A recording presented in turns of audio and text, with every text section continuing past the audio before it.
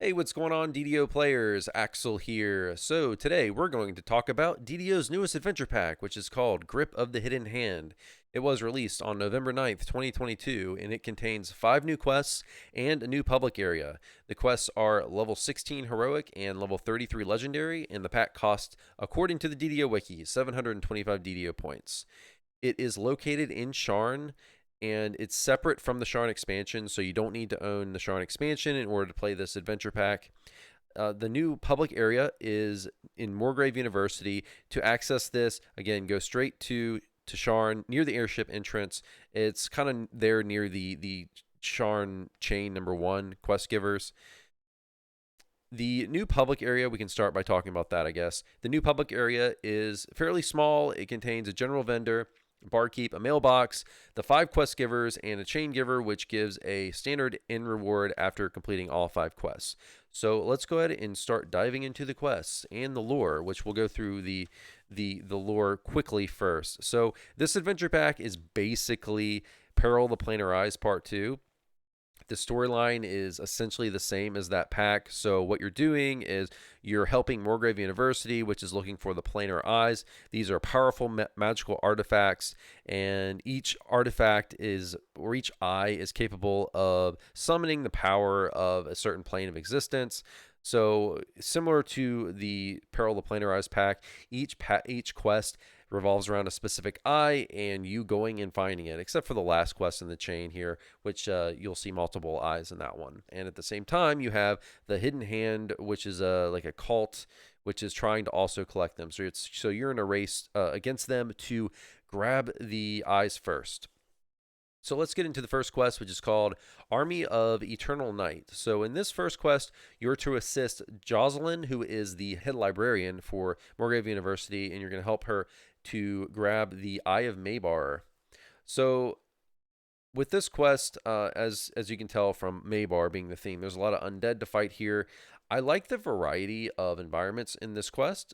So you start in a library, you go through some woods, and you end up in a small, gloomy town where you go through some buildings. You can go through the buildings in the town. You can also go below the town. There's an optional hidden chest here, an optional red name as well, red name mini boss to fight. There's a few doors to open, a few levers to pull to open the door to the final boss, so nothing too crazy there. There's a decent number of traps. There's quite a few bear traps. There's a spiked pit and a trap chest as well. So there's stuff for trappers to do here. The end boss in this one, I have to say, looks pretty cool. His armor looks like it's based off of red dragon scale, just in terms of looks. And you can actually, in this quest, you can pull a medium armor, which is basically the same thing that the boss is wearing. So pretty cool. I don't know if you want to wear it for the stats, but it's pretty easy to it's pretty cool cosmetic. If you want to use it for a cosmetic, it's easier at least to get than the red dragon scale from Giant Hole, which this seems to be based off of. So quest number 2 is called Order in the Court. In this quest, we're stealing the Isle of Donvi from a Sharn lawyer's apartment. In this quest, there's some wheel puzzles. There's a slight twist to these wheel puzzles. I won't spoil it for you. It's nothing big, just a slight twist in how you solve them compared to normal ones. This quest, the big draw, I think, of this quest is the court trial section, which you need to participate in. And in order to participate, you need to find a certain amount of evidence. So you need to find 5 out of a total of 9 pieces of evidence. And once you find this evidence, it will allow you essentially to go to trial, prove your case, and get the eye. So the environment here is a lot of the textures here look the same, and I found it a little easy to get lost here. It's not a huge environment in this apartment, but stuff does look pretty similar, and you're going to be snooping around this area, just finding the different pieces of evidence that you need here. There's a few hidden doors. There's some hidden chests here as well. But the main thing to talk about with this quest is the court trial. To complete the trial, there are 3 charges you can present. Charge 1 is basically revolves around a dancing mechanic. So it'll point you to a square. You need to do a specific dance. Maybe you dance 1 or dance 2. And I don't see this charge being very popular among the player base. So the problem I see with this charge is it takes forever. It's really long. So most people who have experience, who have seen just players are not liking this one. It's just too long. I think they need to tone it down a little bit, just make it a little bit shorter. There's charge two. Charge two revolves around just text selection. So you go through, you choose answers to specific statements, and I have not found a difference in what you select in any outcome. I've gone through this a few times, and the first time I selected only the first option.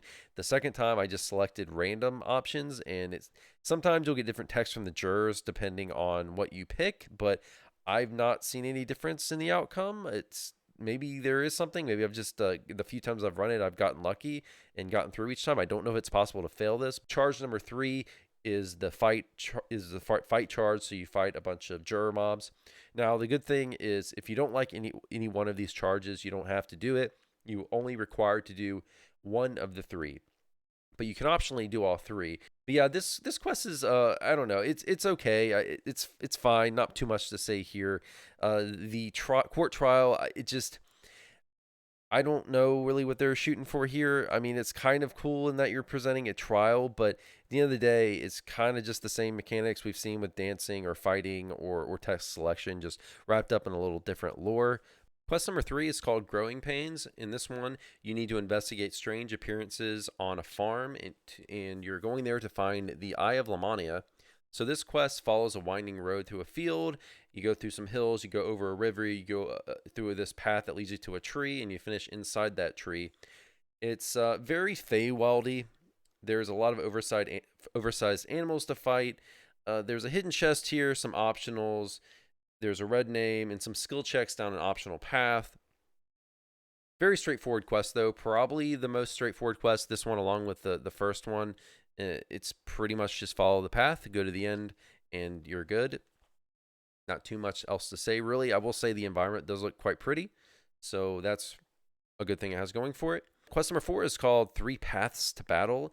In this quest, you are to retrieve the Eye of Shavarath, which is being held by the Archons, Demons, and Devils by a joint arrangement in Shavarath. So in this quest, each of the Devils, Archons, and Demons, they each have a fortress. Each contains a ward. You must defeat the forces in each of the three fortresses and attune to each ward to retrieve the eye. So this quest is similar to, say, like Trials of the Archons is really what it reminded me of. It's very similar in that you have to go through these various trials to prove yourself. And it also involves, of course, the many textures we've seen before from like Shavarath, Trials of the Archons pack. A lot of those textures were used in this quest. Overall, though, pretty straightforward quest. You run the three paths, you kill stuff, you loot. That's about all there is to say. There's not too much else to say here. Pretty much all these quests are really straightforward. Quest number five, the capstone quest, is called The Hand and the Eyes. So in this one, you're going to raid the Hidden Hands HQ and obtain three eyes: the Eye of Dolor, the Eye of Phalanis, and the Eye of Rizia. There's a twist at the end with the storyline that's quite good. I won't spoil it, but just be ready for that. I quite enjoyed that. So you got a fairly big map here. Not too big, but fairly big. You need to gather the three eyes from the map. You can just kind of travel along the map and find them as you please. There's a skill check select section. You need to make certain checks, skill checks. If you do, you can avoid a boss fight. And you make these skill checks against these. I think they're like ghosts or spirits. But it does reward you for making those skill checks, which is nice. The Eye of Rizia, one notable thing, the Eye of Rizia section has a fight on ice, and you kind of need to avoid some air jets and use a little bit of maneuverability in order to get to that eye, which is a little interesting. That's about all there is to say about the quest, guys. I know those were pretty short summaries, but there's just not too much else to say. I mean, the quests are, some of them are pretty, like the one in the farm. I really enjoyed that one. But a lot of this stuff they're very simple quests, not much else to say. Let's talk about the loot in this pack. So the loot isn't anything special with one exception, but there are some good pieces here that you could find useful in your in-game gear set. There's some problems with the loot overall, which I'll explain in a minute, but there's also some cool cosmetics, though. Like, as I mentioned, the medium armor in Quest 1 is quite cool. Bastard sword called the 13. It looks really interesting and is also, since we're on that note, it's really the best item from the pack, not just because of the cosmetic. It's because it's has a very unique trait to it, which is the huge number of augment slots. It's a bastard sword with 7 augment slots in it. So that's definitely the big draw of the pack. So if you're a Bastard Sword user, or if you want to roll a character with a Bastard Sword, it's a really cool option there at endgame, especially considering they've introduced in the past year or two all these interesting, awesome new augments into the game with the recent expansions, with Randall Lyric, the NPC they've introduced recently into the game that sells lots of augments as well. So there's a lot of options in terms of stuff to put on that sword. I will say though, the gear overall isn't that great. There are some exceptions where you could find a nice piece, and I think this is the best use for this loot. Is if you are gonna always in game, if you're gonna min max, you're gonna revolve your gear set around set bonuses. So like a 3-piece Sharn set, 4-piece Feywild set, maybe a 5-piece Ravenloft or 5-piece Isle of Dread set, maybe a 3-piece Ravenloft set. You're gonna revolve your gear set on your character around that set bonus, and then you're gonna use other items to fill in the blanks.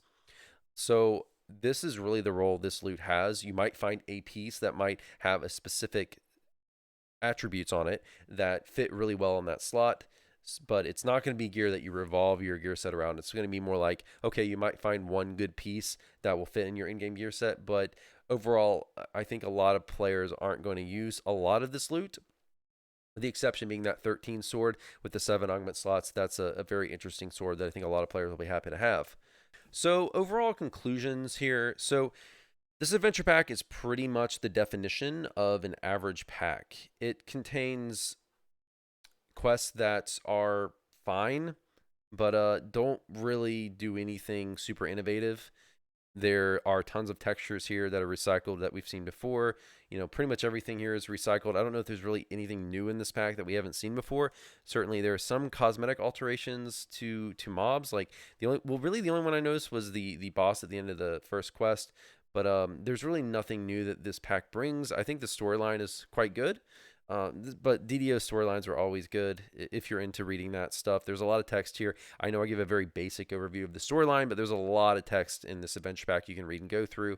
So it goes deeper than what I've explained here, but it's a storyline that's very easy to understand on its base. But if you want to dive more into the text, you can. There's even some sections like the first quest where there's some notes on the walls that'll give you a little bit more lore if you want it. So if you've seen my adventure pack reviews or my expansion reviews for the past few years, this is basically the same criticism I've had with DDO's content. It seems to be a little too streamlined, a little too formulaic, actually a lot too formulaic, and they aren't doing enough with the regular quests. Now they're doing great creative things with raids, like Skeletons in the Closet, probably my second favorite raid in DDO ever. It's an amazing raid. They're doing really great creative things with loot. Specifically, like the crafting, I think in the Isle of Dread's really good. Previous expansions has really creative loot, like Feywild has very good creative loot. They're doing great things with system revamps, like the Epic Destiny Pass, the Scroll Seal Shard revamp. They've done a lot of really awesome things in those regards. But when it comes to the quest design, like I want to see them do more cool things, like more unique things. So, like for example, why are there not more cool optionals? Like every single optional from the past several years has been pretty much the same thing. Like, oh, there's a hidden chest. Oh, there's a small room with a red name in it.